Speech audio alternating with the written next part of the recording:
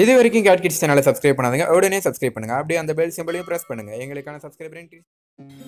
Hello viewers, Mahendra Singh தோனியின் ஆட்டம் நாளுக்கு நாள் சிறப்பாக உள்ளது என்பதில் எந்த சந்தேகமும் இல்லை.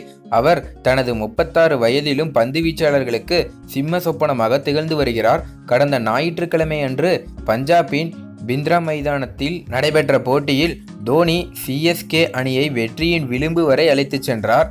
அந்த போட்டியின் போது தோனி அவருக்கு ஏற்பட்ட முதுகுவலியுடன் விளையாடி அதிரடியாக 44 பந்துகளில் 79 ரன்களை விளாசினார். இருப்பினும் அவருடைய முயற்சி அணியின் வெற்றிக்கு வழிவகுக்கவில்லை. 197 ரன்களை சேஸ் செய்ய முயன்று 193 ரன்களை எடுத்து 4 ரன்களில் சிஎஸ்கே அணி தோல்வியை தழுவியது. ஆனால் தோனியின் இந்த அதிரடியான ஆட்டத்தை கண்டு பஞ்சாப் அணியின் ஆலோசகராக செயல்பட்டு வரும் சேவாக் வியப்படைந்துள்ளார். சேவாக் தோனியின் ஆட்டம் ஆச்சரியப்பட வைக்கும் ஒன்றாக உள்ளது என்று குறிப்பிட்டுள்ளார். மேலும் அவர், இந்த ஐபிஎல் தொடரில் என்னை கவர்ந்தவர்களில் தோனியும் ஒருவர். அவர் இந்த வயதிலும் தன்னுடைய முதுகுவலியையும் பொருட்படுத்தாமல் தொடர்ந்து பேட்டிங்கில் ஈடுபட்டார்.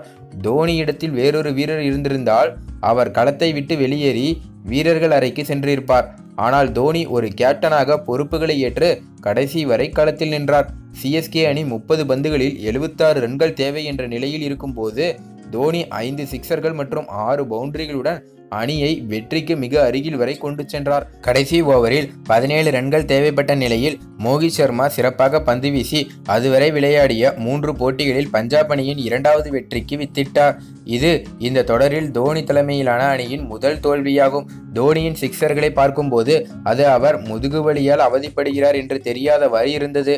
நான் தோனியின் ஆட்டத்தை மட்டுமல்ல, அவரின் அணுகுமுறையை கண்டும் வியப்படைகிறேன். தோனி இடத்தில் வேறொரு வீரர் இருந்திருந்தால் அவர் களத்தை விட்டு சென்றிருப்பார். தோனி ரன் எடுக்க ஓடவும் சிரமப்பட்டார். இருப்பினும் அவர் கடைசி வரை களத்தில் இருந்தார். அவர் அடித்த சிக்சர்களை பார்க்கும்போது முதுகுவலியால் அவதிப்படுபவர் அடித்த சிக்சர்கள் போல் தெரியவில்லை. வலியை பொருட்படுத்தாமல் அந்த சிக்சர்களை அவர் அடித்தார். அவர் களத்தில் தடுமாறுவதை எதிரணிக்கு காட்டியதில்லை. தோனிக்கு நாம் முழு பாராட்டையும் தெரிவிக்க வேண்டும். ஏனெனில் தோனி களத்தை விட்டு வெளியேறியிருந்தால் சிஎஸ்கே அணி 50 ரன்கள் வித்தியாசத்தில் தோல்வியடைந்திருக்க கூடும் என்றார் சேவாக். மேலும் முன்னொரு காலத்தில் இந்தியாவின் அதிரடி வீரராக இருந்த சேவாக் அவர்கள் தோனியை பாராட்டியதில் சிஎஸ்கே ரசிகர்கள் மட்டுமல்லாமல் தோனி ரசிகர்களும் வெகுவாக கவர்ந்துள்ளனர் என்றே கூறலாம். மேலும் தோனியை பற்றி நீங்கள் என்ன நினைக்கிறீங்க? தோனியை உங்களுக்கு பிடிக்குமா அப்படிங்கிறத கீழே கமெண்ட் பண்ணுங்கள். அதே போல் சேவாக்கையும் பிடிக்குமா அப்படிங்கிறதையும் கீழே கமெண்ட் பண்ணுங்கள். மேலும் இந்த தகவல் உங்களுக்கு பிடிச்சிருந்துச்சுன்னா மறக்காமல் லைக் பண்ணி ஷேர் பண்ணுங்கள். மேலும் இது போல் பல தகவலை தெரிஞ்சுக்கொள்ள நம்ம சேனலை உடனே சப்ஸ்கிரைப் பண்ணுங்கள்.